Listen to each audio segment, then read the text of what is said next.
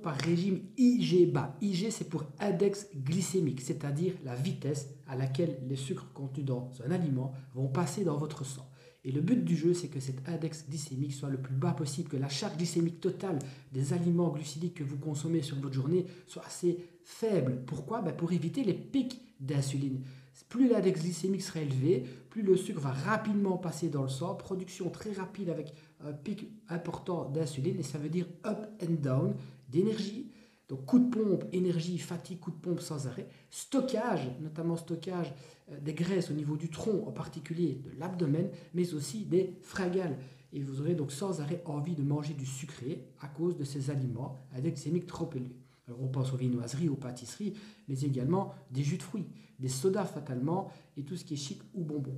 Et ce qu'il faut bien savoir, c'est qu'il y a 3 familles d'aliments qui vont ralentir l'absorption du sucre contenu dans votre alimentation. Exemple concret, vous mangez du chocolat.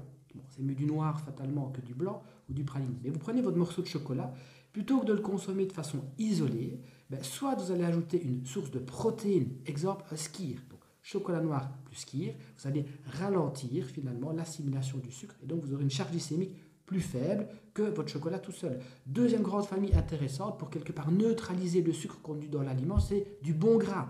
Exemple, une poignée de fruits oléagineux comme des amandes ou des noix que vous allez ajouter à votre morceau de chocolat noir. Plutôt qu'un pic, donc une absorption très rapide du sucre contenu dans le chocolat, ou pire dans un biscuit, vous allez avoir une progression et donc une glycémie plus stable. Troisième grande famille intéressante, ce sont les fibres.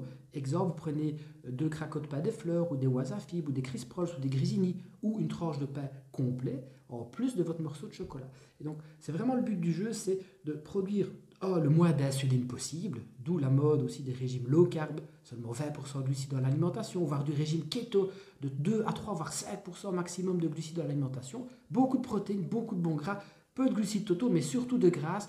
Parmi les choix de glucides que vous consommez, privilégiez les index glycémiques bas et évidemment l'amidon complet, c'est-à-dire des pâtes complètes al dente, c'est un index glycémique nettement plus bas que des pâtes blanches très cuites, pain complet versus pain blanc, etc., etc.